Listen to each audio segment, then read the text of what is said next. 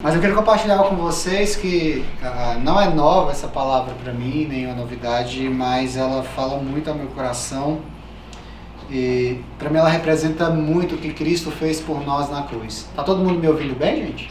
Sim? Tranquilo? Então essa palavra ela representa muito o que Cristo fez por nós na cruz. Existe uma coisa que a gente faz quando a gente lê o Antigo Testamento, que é uma coisa chamada tipologia bíblica. Então no Antigo Testamento a gente tem alguns tipos ou representações do que Jesus Cristo faria por nós no futuro. E um dos tipos ou pessoas que representam alguma das ações de Jesus, nós poderíamos falar sobre Josué, sobre José e sobre o próprio Davi, o rei Davi, que é a figura de quem a gente vai falar hoje. E eu tenho certeza que o Senhor tem uma palavra para falar ao nosso coração. É um texto narrativo, então não tem muita coisa para se dizer, e eu não vou ser a pessoa que vai sistematizar em alguma medida o texto narrativo, porque a narração em si ela já nos leva a um conhecimento que é mediado pela própria história. Nós somos seres narrativos, nós amamos histórias. Nós estamos inseridos dentro de uma grande história. Por isso que a gente gosta tanto de filme, por isso que a gente gosta de série, por isso que a gente gosta de música que conta histórias, seja trágica, seja para fazer chorar, seja de dor do cotovelo, seja lá o que for. A gente gosta de história porque nós somos seres narrativos. Deus nos criou dentro de uma história, a nossa vida é uma história. É por isso que o Antigo Testamento ele alinha tanto a vida com a nossa, apesar de ter sido escrito há tantos anos atrás. E essa história de Davi, ela para mim, ela é uma das que representa a graça de Deus sobre as nossas vidas de uma maneira tão profunda que me emociona de fato e de verdade. Eu queria que você abrisse a sua Bíblia comigo lá em 2 Samuel, capítulo 9. Essa é a história de Davi trazendo para o palácio Mefibosete, filho do seu amigo Jonatas. E só para dar uma contextualizada, a gente sabe que Davi ele é ungido rei por Samuel, mas ele só ascende ao trono, ele só se senta no trono 17 anos depois. Dentro desse período em que ele fica da unção até ele sentar ao trono, ele passa por muitas adversidades, e uma delas é que ele começa a ser perseguido pelo Saul, o rei do momento, que era pai de Jonatas, que se torna o melhor amigo de Davi. Era uma coisa muito comum naquele período. Quando uma dinastia saía do trono, a dinastia que entrava matava todos os descendentes daquela dinastia para que não houvesse rebelião. Então isso era comum. E numa das conversas, talvez a última conversa de Jonatas com Davi, Jonatas pede a Davi que não apague a memória dele. O que Jonatas está pedindo para Davi é: não mate os meus descendentes, não mate os meus filhos. Não mate aqueles que virão depois de mim. A mesma promessa, e Davi faz essa promessa a Jonatas, é feita também a Saul, quando Davi tem a possibilidade de matar Saul e não faz, ele sai dali, se prostra diante do Saul com um pedaço do manto na sua mão, e Saul diz: você merece ser rei, você é mais justo do que eu. Mas eu queria te pedir que não apagasse a minha memória. Ele estava dizendo em outras palavras: quando você se tornar rei, não mate os meus filhos, não acabe com o rastro da minha família. E Davi cumpre a sua promessa, porque não é Davi que mata Jonatas, e nem Saul, e nem o restante da família. Mas Davi, embora não tenha cometido esse ato, ele também, por vários motivos, não sabia que Mefibosete, filho de Jonatas, o seu melhor amigo, tinha sobrevivido. E a verdade é que quando Davi ascende ao trono, ele tem que enfrentar muitas guerras, muitos conflitos, muitas situações delicadas e complicadas. Mas existe um período na vida de Davi em que tudo está bem, aparentemente ele não está em guerra, e ele para meditar. Eu penso, talvez para pensar em tudo que Deus fez por ele, de onde Deus o tirou e onde Deus o tinha colocado. E nesse momento ele se lembra que ele tinha feito uma promessa a Jonatas. Ele pergunta: não existe nenhum descendente de Jonatas a quem eu possa ajudar? E é sobre essa história que esse texto está falando. Mefibosete perde o avô, perde o pai.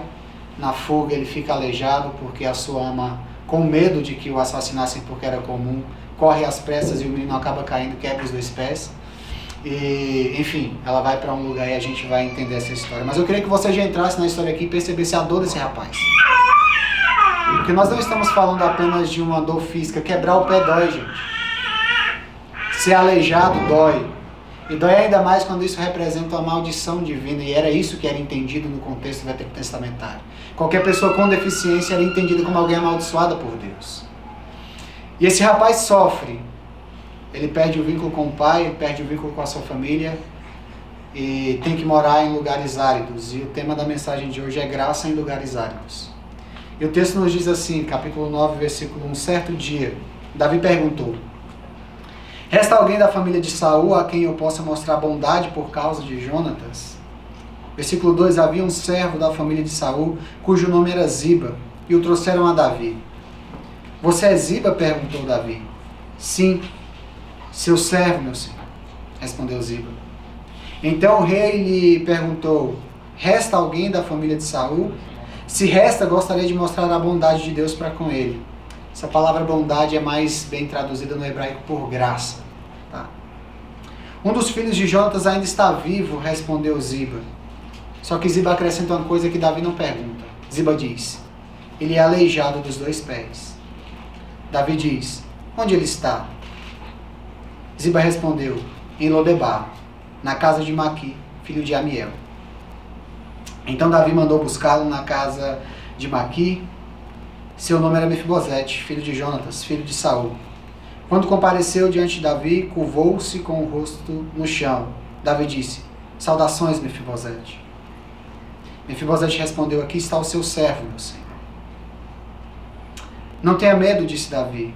Quero mostrar bondade a você por causa de Jonatas, seu pai. Mais uma vez, quero mostrar graça a você por causa de Jonatas, seu pai. Vou lhe dar todas as terras que pertenciam ao seu avô Saul, e você comerá sempre aqui comigo à mesa do rei. Mefibosete se prostrou e disse: quem é o seu servo para que o Senhor mostre bondade a alguém como eu, que não vale mais que um cão morto? Então o rei mandou chamar Ziba, servo de Saul, e disse: dei ao neto de seu senhor tudo que pertencia a Saul e sua família. Você, seus filhos e servas cultivarão a terra para ele, a fim de produzir alimento para a casa de seu senhor. Mefibosete, neto de seu senhor, comerá sempre à minha mesa. Ziba tinha 15 filhos e 20 servos. Sou seu servo, respondeu Ziba. Farei tudo o que o meu senhor, o rei, mandar. E daquele momento em diante, Mefibosete passou a comer à mesa do rei, como se fosse um de seus filhos. Mefibosete tinha um filho ainda jovem chamado Mica. Daquele mesmo momento em diante, todos os membros da casa de Ziba se tornaram seus servos, servos de Mefibosete. E Mefibosete, que era aleijado dos 2 pés, morava em Jerusalém e comia sempre à mesa do rei. Vamos orar, Pai? Obrigado pela tua palavra, Senhor. Nós nos submetemos à autoridade dela e te pedimos que o teu Santo Espírito fale aos nossos corações. No nome precioso de Jesus. Amém. Amém. Eu queria que você entrasse no contexto da história. Mefibosete, ele sai fugido porque ele tem medo de fato de morrer. Não ele no momento que ele era muito criança, mas a sua ama. Só que Mefibosete cresce em Lodebar, e a gente vai ver o que significa Lodebar daqui a pouco. Ele cresce em Lodebar com esse fantasma, com esse estigma. Ninguém pode descobrir que eu existo ou que eu estou aqui. E ele vai construindo a sua vida em Lodebar. Ele vai construindo e constituindo família em Lodebar. Uma terra árida, uma terra seca, uma terra onde as pessoas queriam se esconder, uma terra onde geralmente as pessoas não eram procuradas, uma terra onde não existia muita representatividade de vida ou alegria. Uma terra que, em outras palavras, significa não, Debá, pastagem, era um local onde não tinha pastagem, um local árido, obscuro e pobre. E Lodebar se tornou a habitação de Mefibosete. Agora você imagina, Mefibosete agora já é um homem feito, ainda aleijado, vivendo numa terra onde não há pastagem, numa terra árida, numa terra obscura, e de repente guardas do rei Davi bate à sua porta e procura por ele. Imagine o que ele pensou naquele momento. Me descobriram. Certamente vão me matar.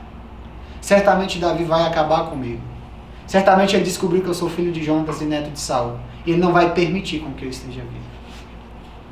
Mas Mefibosete, com a nobreza e coragem que eu acredito que herdou do seu pai, ele atende ao chamado de Davi e vai, mesmo sabendo o que não iria acontecer com ele ou o que iria acontecer com ele. Imagine o coração de Mefibosete ao se prostrar diante de Davi, diante de quem tinha a vida dele nas mãos. É muito provável que Mefibosete achava que ele tinha sido o fim da vida dele e que ele nunca mais veria a sua esposa e o seu filho. Já passou por alguma situação em que você acreditava que de fato era o fim? Que não tinha mais esperança? Situações em que você não tem nada além de uma imagem de alguém que você ama na memória e acredita que nunca mais poderá desfrutar da companhia ou da presença daquela pessoa? Esse é o caso de Mefibosete.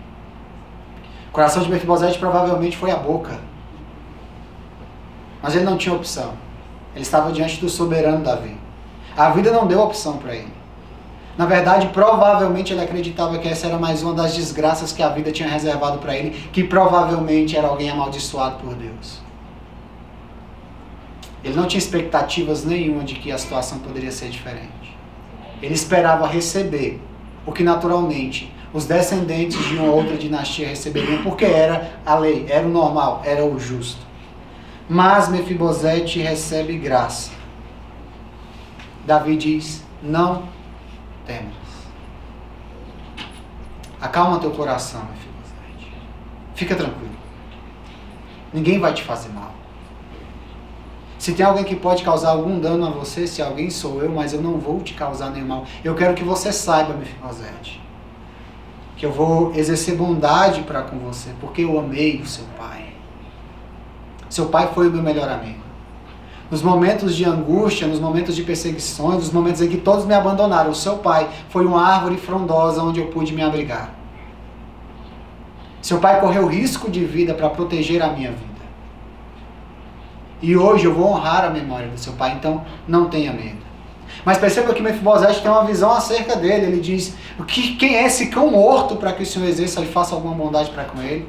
Esse cão morto aleijado, esse cão morto que não pode nem andar sem mancar, esse cão morto que traz nas suas mãos apenas muletas. E se você voltar um pouquinho atrás no texto, o texto diz que Ziba fala, ele é aleijado dos 2 pés, mas Davi nem toca no assunto. Davi pergunta onde ele está. Eu não estou perguntando se ele é deficiente. Eu não estou perguntando se ele tem méritos ou não. Eu não estou perguntando a opinião de vocês, se ele é abençoado ou se ele é amaldiçoado. Eu quero saber onde ele está. Eu quero saber onde ele mora. Eu quero buscá-lo e trazer para o palácio. Fato é, Davi exerce misericórdia para com ele. Mefibosete é adotado por Davi. Ele passa a comer junto com os filhos de Davi à mesa do rei e vai morar em Jerusalém. E essa é uma história que representa a nossa própria história de vida. Essa é uma história que representa aquilo que Deus fez por nós, porque o que Davi faz aqui, a graça que Davi derrama sobre a vida de Mefibosete, que deveria naturalmente receber morte por ser descendente de uma dinastia como a de Saul, que fez tanto mal a Davi, é completamente oposta àquilo que Davi faz. Davi derrama graça sobre a vida de Mefibosete, assim como Jesus Cristo, a raiz de Davi, o Rei dos Reis e Senhor dos Senhores, derramou graça na minha e na sua vida quando nós estávamos ainda em lugares áridos.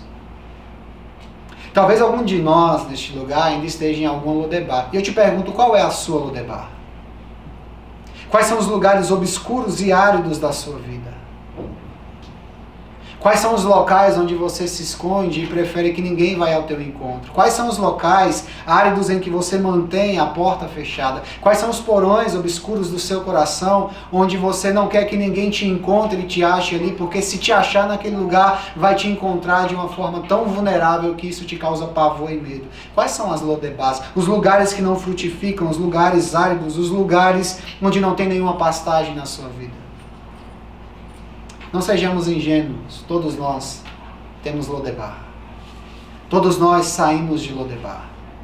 Todos nós em Adão fomos para Lodebar. Todos nós nos escondemos de muitas coisas. Todos nós temos muitos medos trancafiados em Lodebar. Mas Jesus Cristo foi à cruz do Calvário, gente, para que nós fôssemos resgatados dos nossos lugares áridos.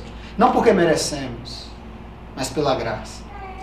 Não porque somos justos, mas pela graça. Não porque fizemos alguma coisa para merecer isso, ou porque somos perfeitos ou bons demais para Ele. Não, é pela graça. Eu e você, assim como Mefibosete, somos deficientes e temos vergonhas que nos acompanham. Eu e você temos muletas. Muletas que nos lembram exatamente do tipo de gente que nós somos, aleijados existencialmente, espiritualmente, cegos espiritualmente, mortos espiritualmente. Mas Deus não está perguntando as nossas qualificações. Nessa manhã Ele está nos lembrando algo que Davi lembrou a Mefibosete. Não tenha medo. Não tenha medo. Eu não te chamo pela sua deficiência. Eu não te chamo pelas suas debilidades. O seu nome para mim não é isso. O seu nome para mim não é o seu porão onde você esconde as coisas mais obscuras da sua alma. Você não me assusta. Se você se vê como um cão morto, eu não te vejo assim. Essa é a iniciativa de Jesus ao ir à cruz do Calvário e derramar graça sobre nós. Jesus nos tira da nossa Lodebar. Mas existe um problema com as Lodebars da vida. Nós nos acostumamos com a Lodebar. Porque Lodebar, por mais que seja ruim, apresenta-se a mim e a você como lugar seguro. Como lugar de invulnerabilidade. Só que Lodebar não é um lugar seguro. E nem um lugar onde a invulnerabilidade vai te sustentar. Lodebar, como eu já disse e repito, e talvez eu diga isso e repita tanto porque eu já me encontrei lá, Lodebar é o fundo do poço, gente. Lodebar é o lugar onde não tem esperança. Lodebar é o lugar que o que acontecer é lucro. Se eu acordar amanhã é lucro. Se acontecer alguma coisa boa para mim é lucro. Lodebar é o lugar onde a gente não resolve e enfrenta os nossos problemas. A gente varre para debaixo do tapete até eles se tornarem monstros que irão nos engolir dia após dia. Lodebar é a manifestação clara do caos, não a vida, a morte. Quais são as nossas Lodebars? Jesus morre na cruz do Calvário para que eu e você tenhamos condições de ser libertos das nossas Lodebars. E o movimento que Jesus faz é semelhante ao movimento de Davi. Jesus nos tira da Lodebar e nos assenta à mesa do rei. A mesa de Jesus. Assentado à mesa do rei, a toalha do rei cobre os nossos pés e a nossa vergonha não é exposta. Sentado naquela mesa com Davi, Mefibosete não era diferente de Absalão, de Salomão, de Tamar, de Aminon. Assentado àquela mesa, ele não era diferente de Joabe e de ninguém. Tudo que poderiam ver de Mefibosete eram os seus olhos, o seu rosto, ele se alimentando e feliz porque estava na presença do rei que decidiu honrar o seu pai e ele mesmo exercendo graça. Quando estamos na mesa do rei, a nossa vergonha ela é coberta. Jesus não te chama de Lodebar para expor a sua vergonha diante de pessoas aparentemente perfeitas, porque estudando a vida desses homens que eu citei, a gente sabe que não tinha nada de perfeição. Lodebar é esse lugar. E nós podemos aprender algumas lições práticas sobre esse texto. Davi faz por Mefibosete o que Jesus Cristo faz por mim e por você. E a primeira coisa que eu pontuo que Davi faz por Mefibosete é que Davi restaurou Mefibosete de um lugar de esterilidade para um lugar de honra. Palavra difícil de se ouvir, né? Honra. A gente criou aversão à honra.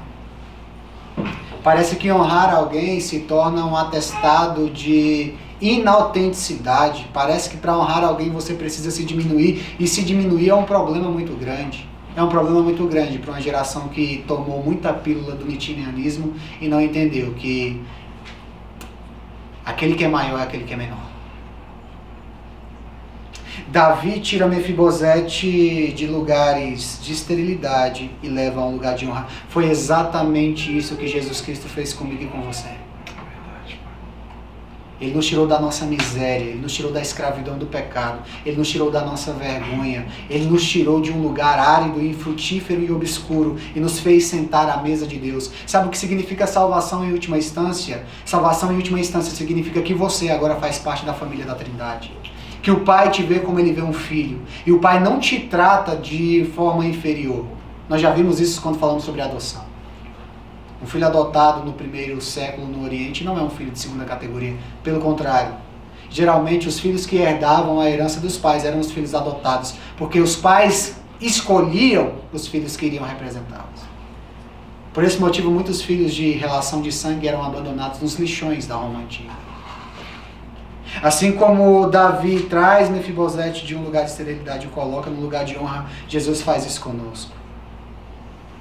Davi pega aquele jovem, aquele rapaz, aquele homem quebrado, aquele homem deficiente, tira-o daquela situação, daquele esconderijo onde não havia pastagem, onde não havia alimento para a sua alma, e leva-o a um lugar de abundância, ao palácio. Ao lugar que Davi conhece bem. Porque Davi sempre estava diante do Rei dos Reis, ao ponto de dizer: o Senhor é o meu pastor, de nada terei falta. Jesus, a cruz do Calvário, e quando Ele ressuscita e abre as portas da salvação para mim e para você, está nos tirando de lugares sem pastagem, nos levando a lugares de abundância. Uma alma sedenta se alimenta de qualquer porcaria. Uma alma sedenta se alimenta de veneno. Deus sabe da nossa fome. E porque nos ama, nos alimenta com uma dieta que invariavelmente produzirá na minha e na sua vida, vida abundante. O que é vida abundante, pastor? É vida com qualidade eterna. É vida regada pelas prioridades e princípios do reino de Deus. Davi tira Mefibosete desses lugares de esterilidade e leva a um lugar de honra e um lugar de abundância. Foi isso que Jesus fez por você. Essa é a possibilidade que está diante de você. Chega de mendigar atenção, chega de mendigar like, chega de mendigar coisas que você não precisa mendigar para satisfazer uma fome que só Deus pode saciar. Dinheiro não vai satisfazer a sua fome, diplomas não vai satisfazer a sua fome, conquistas pessoais não vai satisfazer a sua fome. A única coisa que pode satisfazer a fome da sua alma é o alimento que Deus tem para te dar. E a boa notícia é que Ele está disponível para mim e para você. Amém. Segunda lição que nós aprendemos aqui também com Mefibosete e Davi. Davi adotou Mefibosete para a sua família. Ele se tornou um dos filhos do rei. É o que Deus fez conosco. Eu sei que é difícil muitas vezes a gente entender essa doutrina da adoção e a profundidade dela. Talvez porque os nossos referenciais de pai e de mãe não sejam os melhores. Talvez porque quando nós associamos Deus ao pai, a gente já associa Deus a um pai ausente ou a um pai violento ou coisas nesse sentido. Eu não sei, eu não conheço a sua história de paternidade. Mas eu sei que não é o seu pai terreno que é o padrão para a paternidade, é o Deus. E o Deus que é padrão de paternidade é aquele pai que te tira de lugares áridos, te honra, te alimenta, é aquele pai que te faz sentar à mesa e cobre a sua vergonha. Ah, pastor, mas o meu pai e a minha mãe nunca fizeram isso por mim. Não tem problema. O seu verdadeiro pai se chama Yahvé e ele faz isso por você. Não importa se eles falharam com você. O que importa é que Deus nunca falhou com você. Não importa se eles te abandonaram. O que importa é que Deus sempre colheu as suas lágrimas. Não importa se eles se esqueceram de você em Lodebar. Deus sempre te manda buscar em Lodebar. Porque Ele quer você à mesa dele. Você é filho, você é filha. E essa é a identidade daqueles que pertencem ao Senhor. Nós não precisamos ser conhecidos por um nome da nossa identidade. Nos basta sermos conhecidos como filhos de Deus. Isso é suficiente. E nós somos filhos. Fomos adotados. A palavra de Deus nos diz que nós somos co-herdeiros com Cristo. Isso significa que, da mesma forma como aquele filho da parábola teve as sandálias nos pés calçadas e o anel colocado no seu dedo, nós também temos. Assim como aquele filho, nós temos a honra de sermos filhos, mas também a responsabilidade de assumirmos o nosso chamado de filhos. De representar o nosso Pai. Hoje nós somos filhos. Hoje Deus diz para você, como Davi disse a Mefibosete, sente-se à minha mesa. Aliás, a ceia é sentar à mesa de Deus. A pergunta é, quantos querem se sentar à mesa de Deus? Quantos anseiam por isso? Quantos anseiam estar na presença dEle? O lugar onde nada mais importa. O lugar onde nada mais importa. Esse é o convite do Senhor para nós. Sente-se à minha mesa. Coma da minha comida. Receba da minha vida. Nós somos filhos. Enquanto não entendermos a profundidade dessa verdade, nos comportaremos diante dessa existência como bastardos. Deus não te chamou para estar em Lodebar como um bastardo sem pai e sem família. Deus te chamou para pertencer à família gloriosa dele, onde há harmonia, bondade, verdade, beleza e justiça. Terceira lição. São apenas 18, estou brincando. A deficiência de Mefibosete era uma lembrança constante da graça. Perceba, Mefibosete não deixa de ficar aleijado. Até sentar à mesa do rei, Mefibosete tinha que expor o fato de que de fato ele era aleijado. Ele não tinha nada além de muletas. Muletas que o lembravam constantemente da sua deficiência.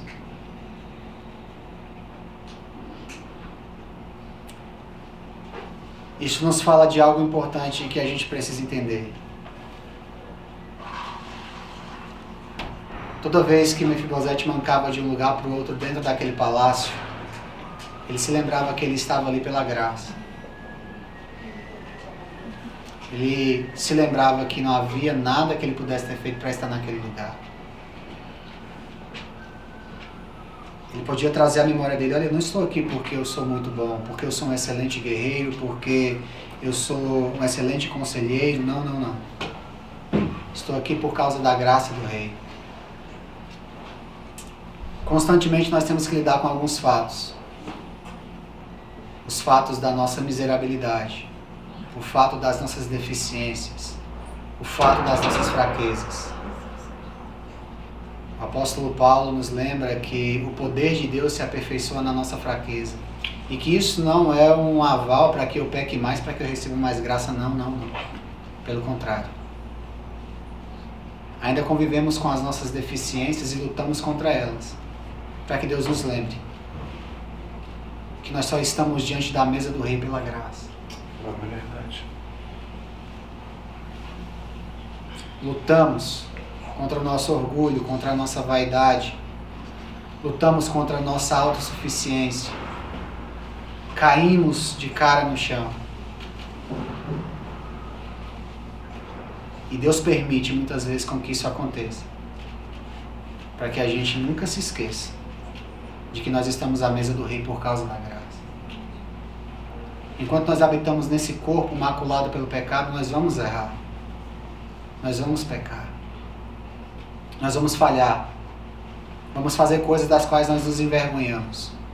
E nos envergonharemos. Mas pela graça de Jesus Cristo alcançaremos nele misericórdia. E faremos uma leitura adequada do pecado cometido. Teremos plena consciência das nossas fragilidades e deficiências e, consequentemente, consciência da grandeza da graça de Deus derramada sobre nós, apesar de nós. As muletas, os nossos pedidos de perdão, os nossos joelhos prostrados no chão, a nossa humilhação com a boca no pó, sempre serão lembretes de que é pela graça. Amém. É pela graça.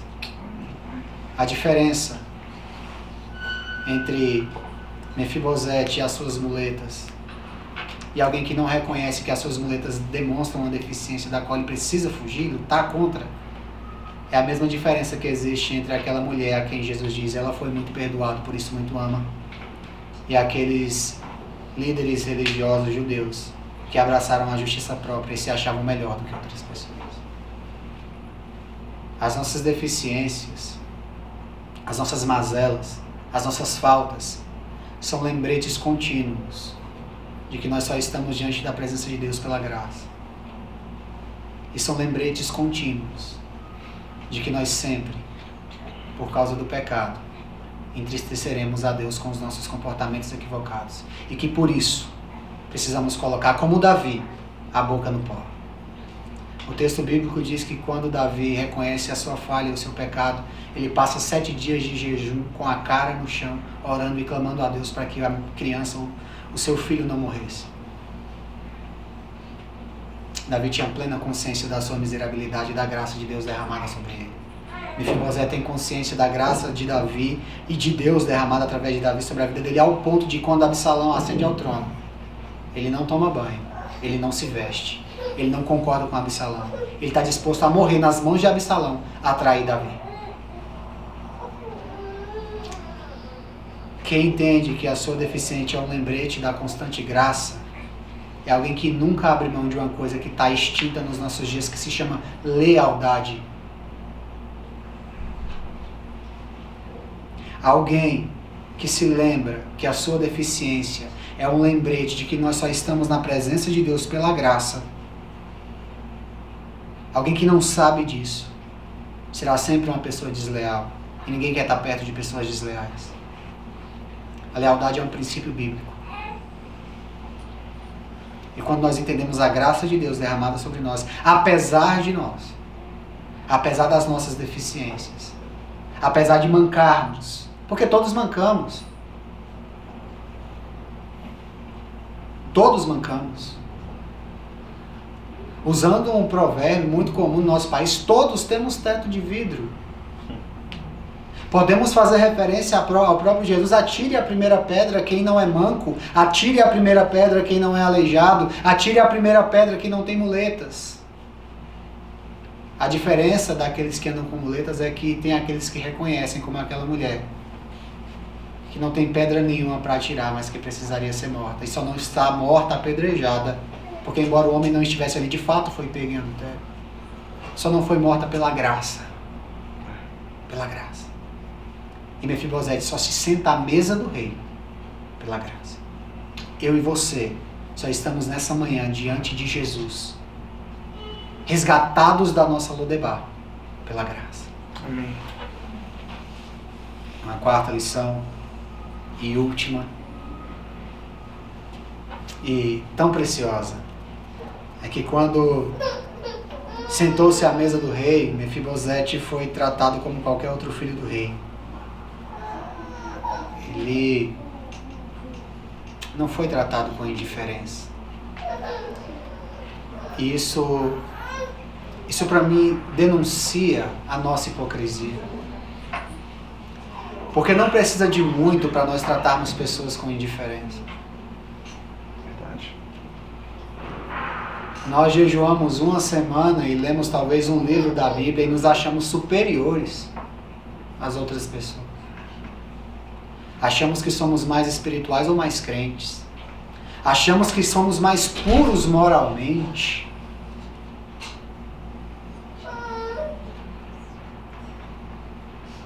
Ser tratado como qualquer filho é uma prerrogativa de todo aquele que foi alcançado pela graça.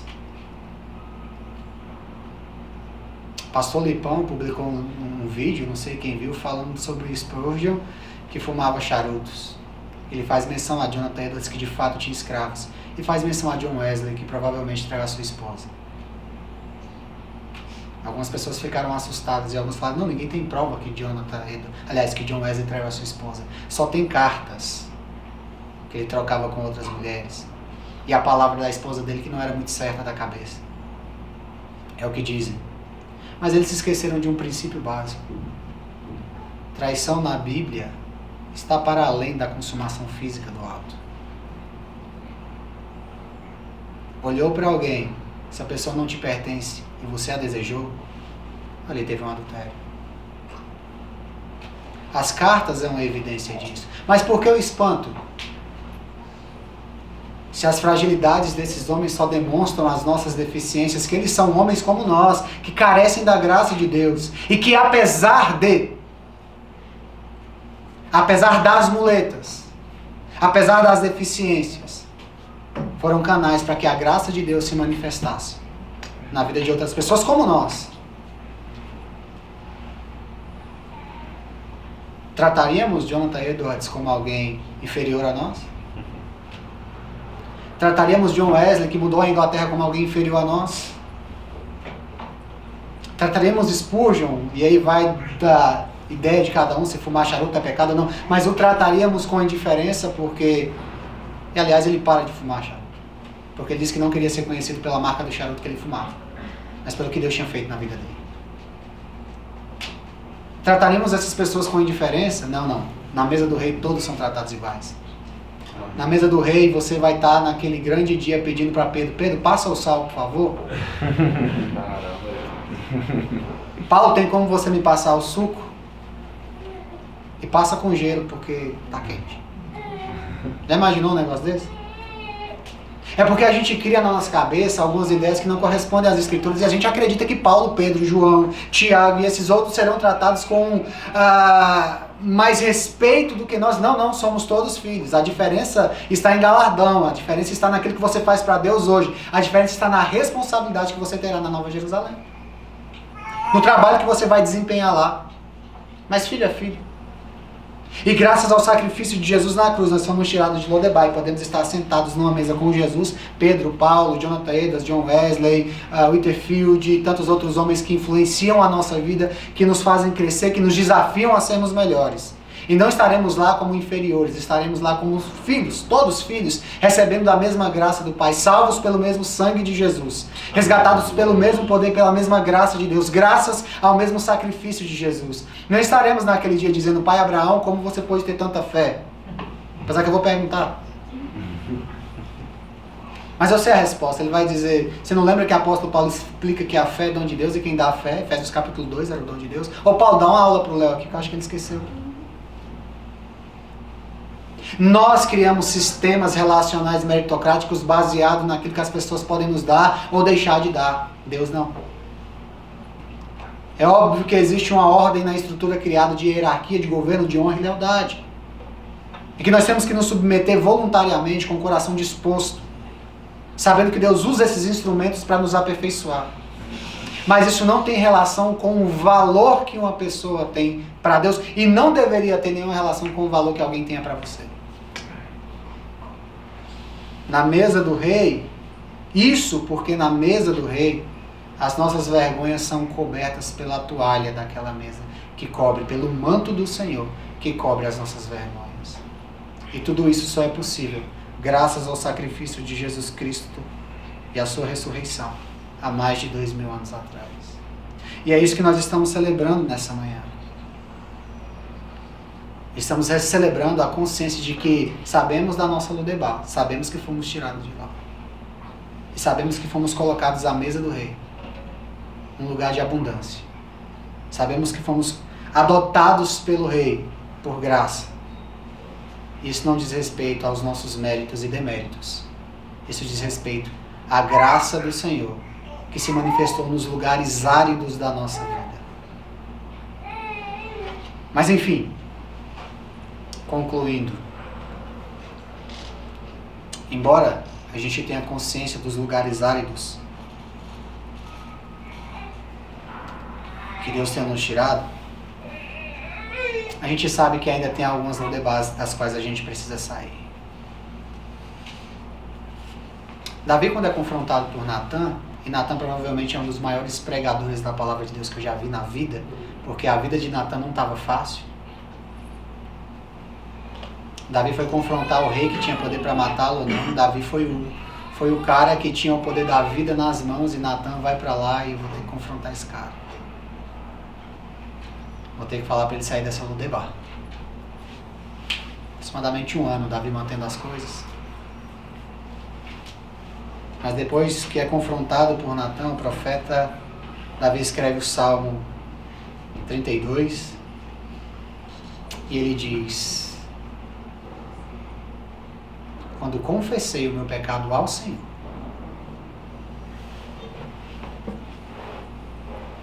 eu vou parafrasear aqui na minha linguagem, tá?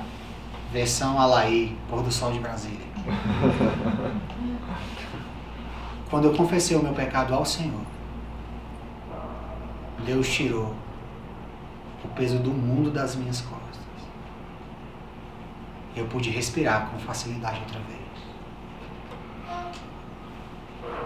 Eu não sei qual é a sua Lodebar. Eu não sei. Mas você e Deus provavelmente sabem. E tem uma forma de você ser liberto dessa Lodebar. É confessando ao Senhor. É abrindo a sua vida ao Senhor. É dizendo: Deus, essa é a minha Lodebar. A minha Lodebar é a minha inconstância. A minha Lodebar é o meu orgulho. A minha Lodebar é a minha vaidade. A minha Lodebar é esse pecado de estimação. A minha Lodebar é esse desejo que eu não consigo vencer. Deus, me perdoe e me tira daqui. Me leve até a tua mesa. Pega na minha mão e vai comigo. Assim como Davi mandou buscar Mefibosete, manda me buscar e me tirar daqui, porque eu não consigo sair. Jesus não quer expor a sua vergonha para ninguém. É por isso que você confessa ao Senhor. Então, antes de nós participarmos da ceia, eu vou dar alguns instantes para você identificar a sua Lodebar, pedir perdão a Deus e pedir que Ele te resgate de lá, sabendo que essa ponte de Lodebar para o palácio se chama cruz. Se chama cruz. Cruz do Calvário. Que está lá porque Jesus Cristo construiu essa ponte. Ele vai atravessar essa ponte com você. Então confesse ao Senhor. Peça socorro. E se você, porventura, já saiu de Lodebar e tem consciência disso, agradeça a Ele e desfrute agora da presença do Rei, a mesa do Rei. Seja grato. Seja grato. Diga obrigado, Senhor, porque o Senhor me tirou de um lugar de morte e miséria. Obrigado, Senhor, porque o Senhor me deu vida. Obrigado porque o Senhor me deu a possibilidade de recomeçar. Obrigado porque o Senhor me deu a possibilidade de ter a minha história reescrita. Obrigado porque o meu passado de Lodebar não me define.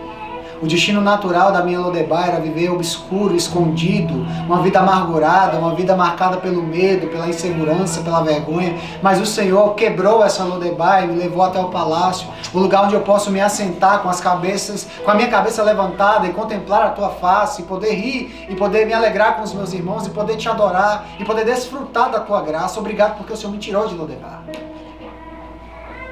Mas se a sua oração é: Deus, tira-me daqui, não se acanhe, faça como o cego de Jericó, faça como aquele aleijado, faça como aqueles homens desesperados que clamavam: Jesus, filho de Davi, tem compaixão de mim. Faça como aquela mulher que diz: eu não vou sair daqui sem tocar em Jesus, e se eu apenas tocar nas vestes de Jesus eu serei curada. Amém, Senhor. Entenda, irmão, irmã, que está neste lugar, a sua vida depende disso. A sua vida depende disso. O teu futuro depende disso. A tua esperança depende disso. Corte os laços com Lodebar. Desfrute da graça manifestada por Jesus na cruz do Calvário. Corte os vínculos com a Lodebar. Decida hoje sair deste lugar. Jesus está de braços abertos, Ele está estendendo a mão, então segure na mão de Jesus, vá com Ele, dê um fim a isso. Lembre-se das palavras de Deus a Josué: seja forte e corajoso, seja forte e corajosa. Glória a Deus. Lembre-se da rainha Esther e o que ela teve que enfrentar, a sua coragem e a sua disposição. Saia de Lodebar. Saia de lugares que são aparentemente confortáveis, mas não são. Se comprometa com o Rei que exerceu graça sobre você e que te tira de lugares áridos. Isso é o que Deus tem para as nossas vidas. Pai, obrigado. Obrigado porque a sua graça nos alcança em lugares áridos. Obrigado porque o Senhor nos tira do lugar obscuro de morte e sem vida e faz com que nos assentemos à sua mesa. Obrigado porque as nossas deficiências não nos definem, mas apontam para a sua graça sobre nós. Obrigado porque podemos lutar contra essas deficiências. Obrigado porque temos em Ti força e coragem para não ceder a essas deficiências. Obrigado porque no Senhor temos a potência de vida que é prometida por tantos, mas não dão. No Senhor nós temos essa potência de vida que nos faz livres da escravidão do pecado. Obrigado, Senhor. Porque diante do Senhor não tem grego, nem judeu, nem gentil, nem homem, nem mulher. Obrigado porque diante do Senhor somos filhos, filhas, que desfrutam da graça, da bondade do Pai, do aperfeiçoamento do Pai. Hoje colocamos diante do Senhor a nossa vida. Colocamos diante da sua cruz as Lodebars que temos carregado, onde temos habitado.